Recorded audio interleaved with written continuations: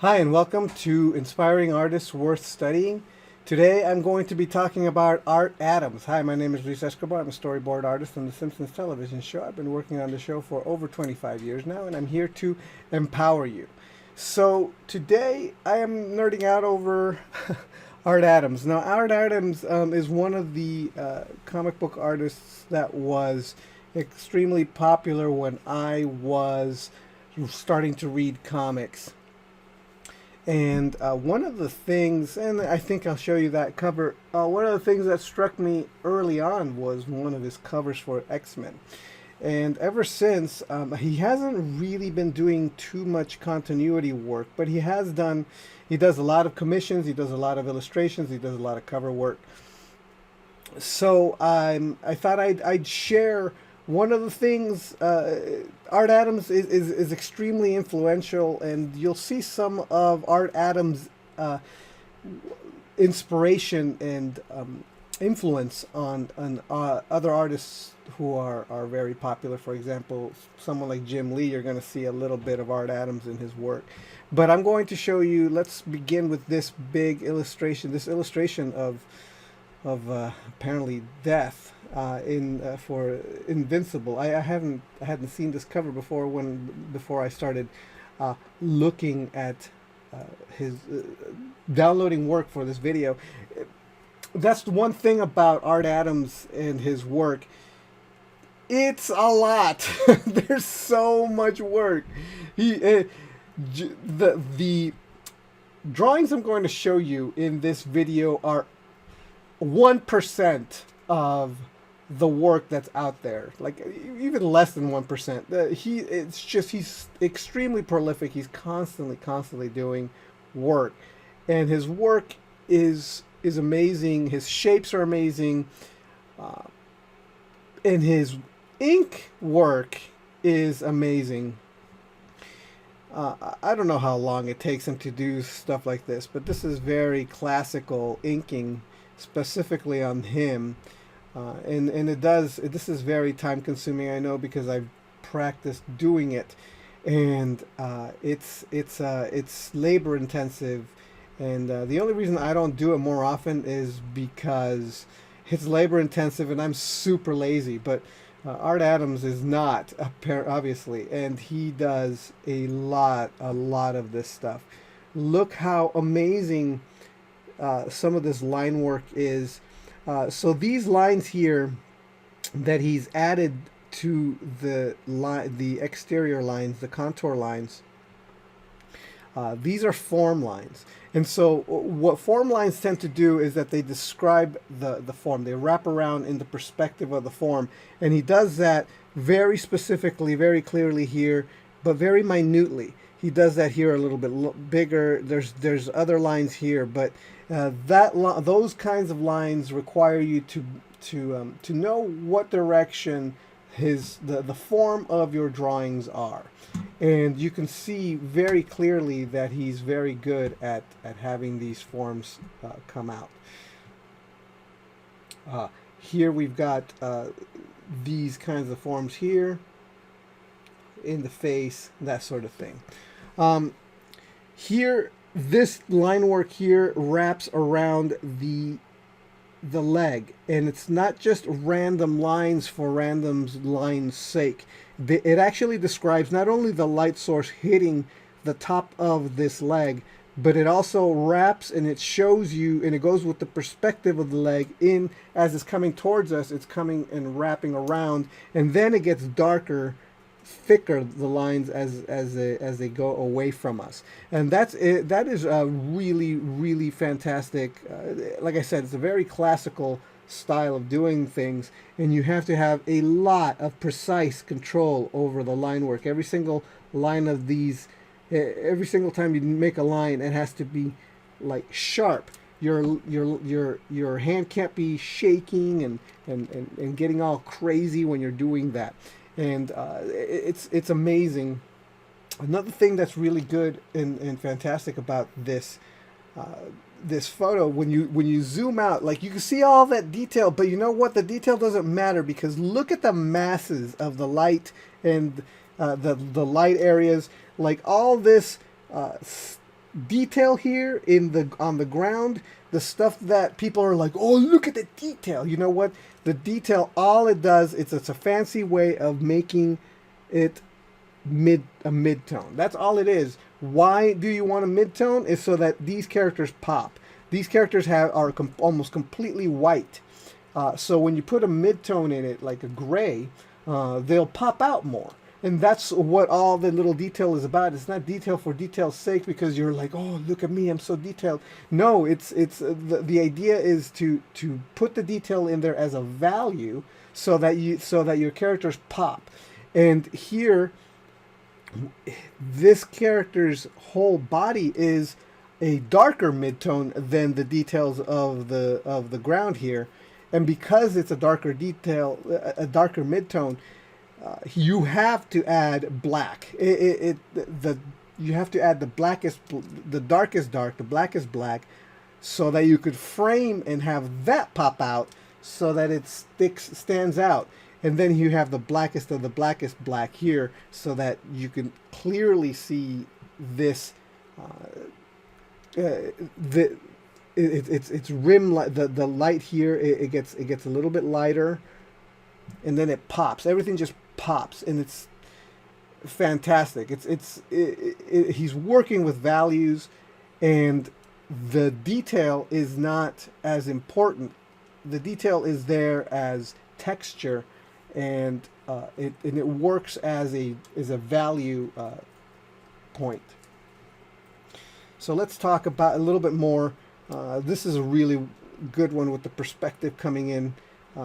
This face, like a close-up face like this, is extremely difficult to do. This guy is almost all complete silhouette. Notice that here we have a black, here we have a mid-tone again, but this whole sky is white, so that this guy can stand out and pop out in a silhouette. And it is not completely a mirrored silhouette. At least there is some asymmetry to this guy's pose. And then she is next to this black background. Her arm pops out. And again, the detail here is meant to be more of a mid-tone. If you were to squint, you'll notice that this whole area becomes a gray. This one becomes obviously more black. And then there's a rim light here to distinguish her body from the darkness. But again, his line quality, his shapes, his draftsmanship is just fantastic. And here, another one of these insane ink drawings done in that very classical style of cross-hatching. This is a very low res photo, so I can't really zoom in very well. But just from having pulled out, you can see how he's working with values. There's a bit of a rim light here, so this guy's body can stick out and you can see it. This is all dark, and then there's a bit of a rim light here. But the way that he's textured it, the way that he's inked it, it's meant to be more value, and it's not about the details. And when he does put details, which he loves to do, he just loves these tiny thin little lines. Those thin little lines, what they're doing is describing the form and describing the texture of the body.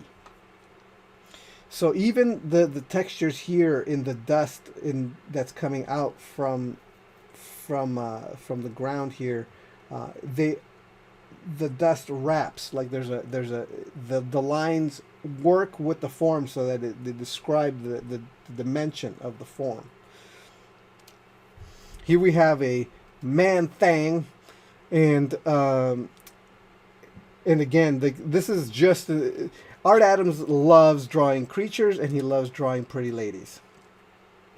And but his creatures are insane. They're just this kind of like Swamp Thing, Man Thing kind of Bernie Wrightson kind of vegetation creature is insane. But look how it's not detailed just for detail's sake. Every single one of these lines wraps around the form, describing the dimension of the form. And it's not muscle for muscle's sake. The muscles are there, and they are real muscles.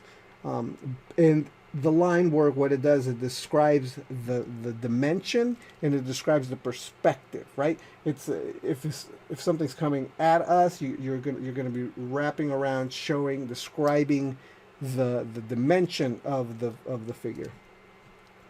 So all these little lines, the thing that makes Art Adams fun to look at, because it's all kinds of little tiny lines, and but they all have a purpose. They all wrap around, and on top of that, they are value. They give you a value. So Swamp Thing is generally a mid-tone figure in this illustration, and the way that Art Adams makes him pop is by putting him next to a white, and surrounded by a complete black here with the silhouette of this. So and then there's and it goes into darkness, and all that line work is there to slowly take away, add more value and more value and more value. Here we've got a really bad low-res photo, but again, black standing out against this white body, standing out against this mid-tone body with all kinds of scales and things like that. And even all these scales and things, again, they wrap around the form. Here we have one of his ladies, and you could actually see his construction here. You could actually see the blue line of his construction. So he's not just starting in one corner and working his way around. What he's thinking about his drawings as dimensional. He's got an underdrawing here. He works it out so that it's all working, and then he goes in. So again, these tiny little lines describing the form. His hair is describing the direction of the hair, but he doesn't draw every individual hair. He just draws some, so that you can kind of fill in the blank. And most of this hair is actually just design work anyway. Dimension of the lips, this sort of thing. But he's got such a charming,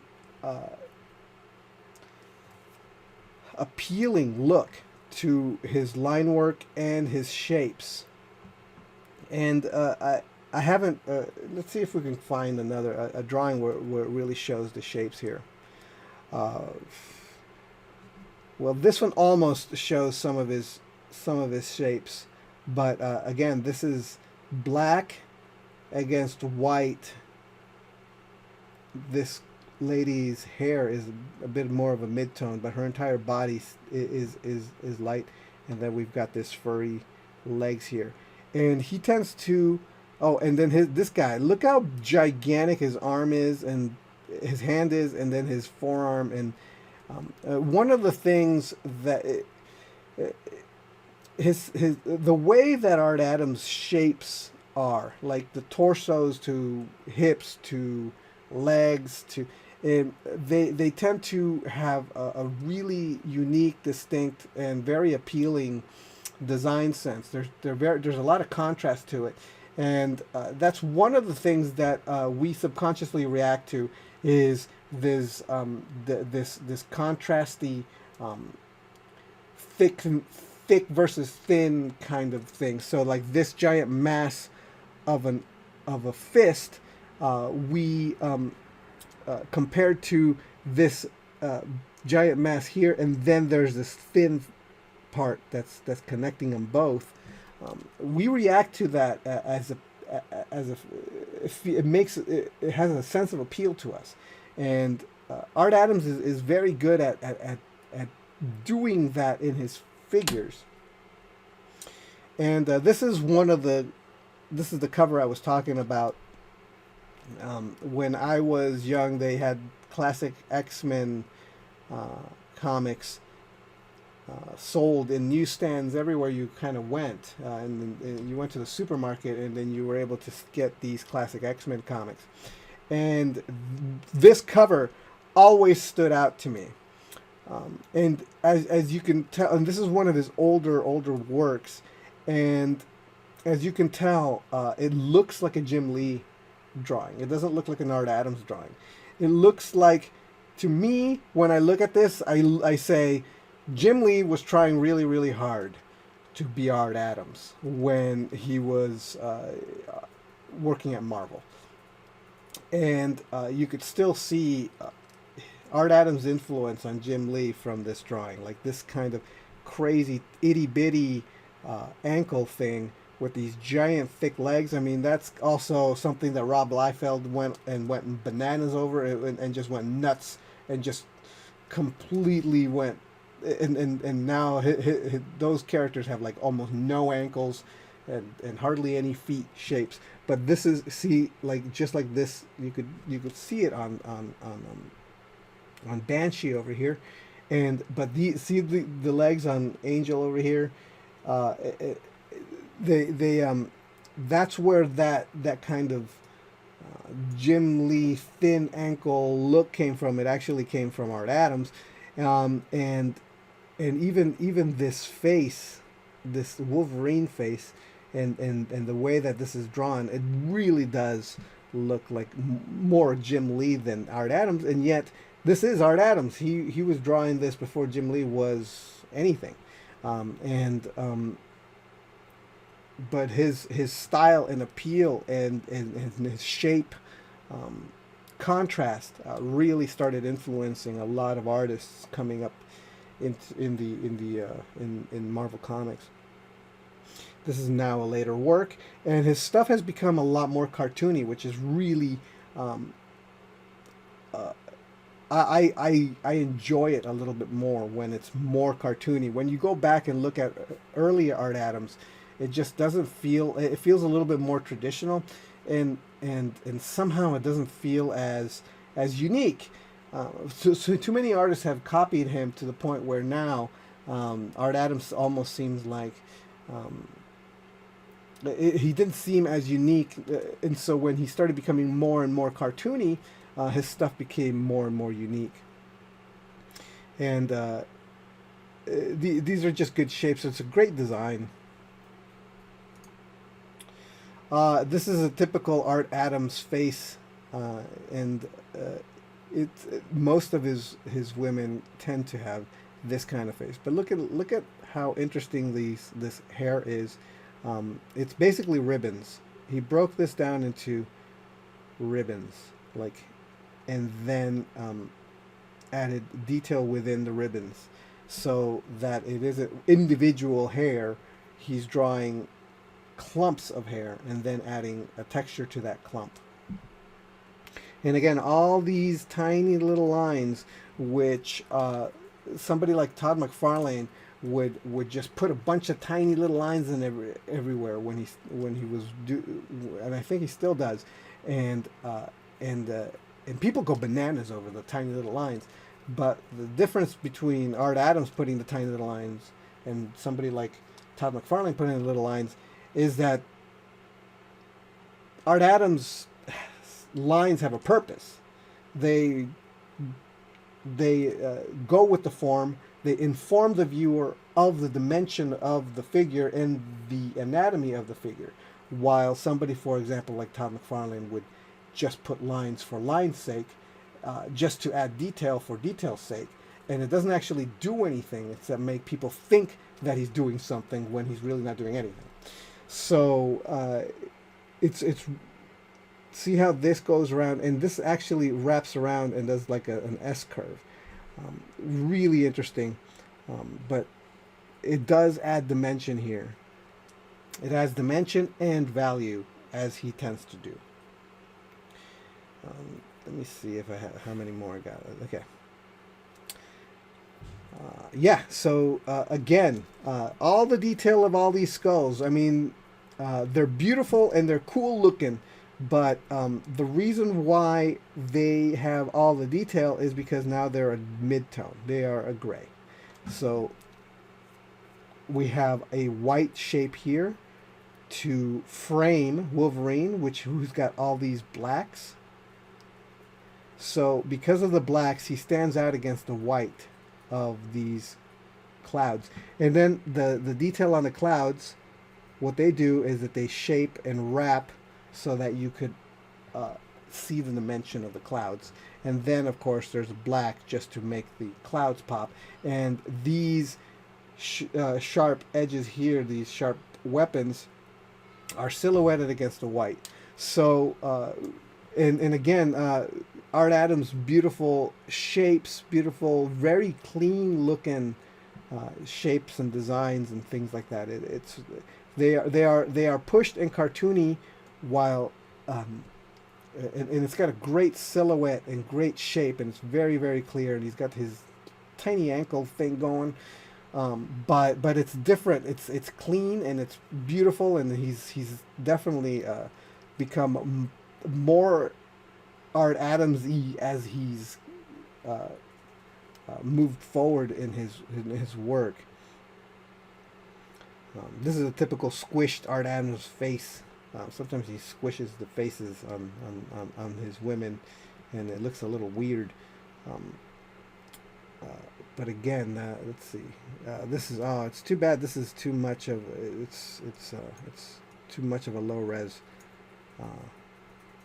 But yeah, this is again great shapes, great silhouettes, and but here, notice this shape here. This is actually this muscle shape that comes in and around, and he's describing it here, and he drew it here in here. A lot of beginning artists, they just don't understand what's happening on the face because they don't study the face, and then they just draw bumps, and it's not okay. It doesn't quite work. You can see the rhythm here of this muscle coming in and around and wrapping around, and all of this again describing the forms. And we have